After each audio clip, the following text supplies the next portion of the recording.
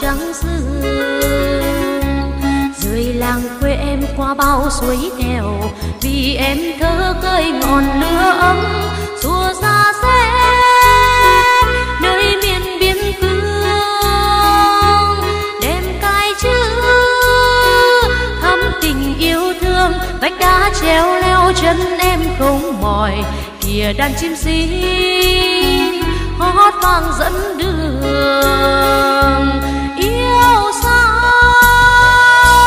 cô giáo đẹp như nhành hoa núi, nghe xôn xao bên rừng lá hát, suối róc rách đưa bàn chân vui. Mây tung tăng đùa với làn tóc, môi em hồng tươi nụ hoa đào.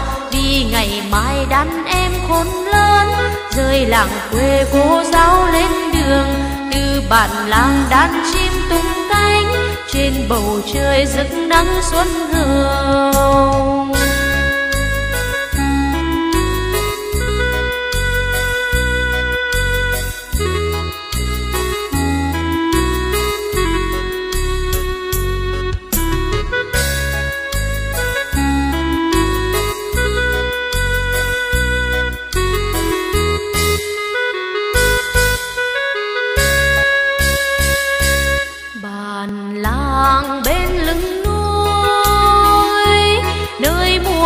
Ban nở trắng dương, rời làng quê em qua bao suối đèo, vì em thơ khơi ngọn lửa ấm xua xa xe nơi miền biên cương.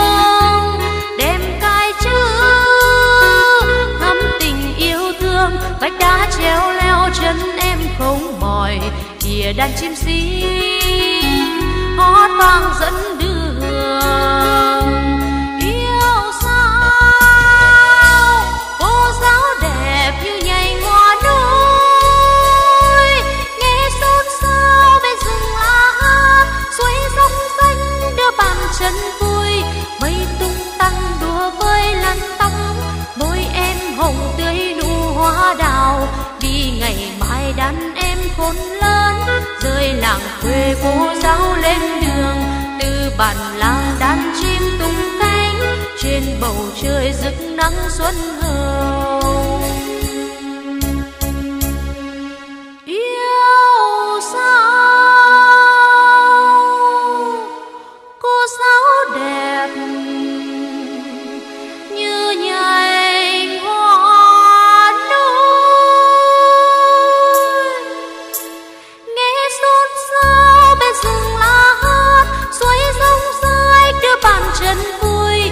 Mây tung tăng đùa với làn tóc, môi em hồng tươi nụ hoa đào. Vì ngày mai đàn em khôn lớn, rời làng quê cô giáo lên đường. Từ bản làng đàn chim tung cánh, trên bầu trời rực nắng xuân hồng. Lòng rộn ràng mùa xuân núi rừng, lòng rộn ràng mùa xuân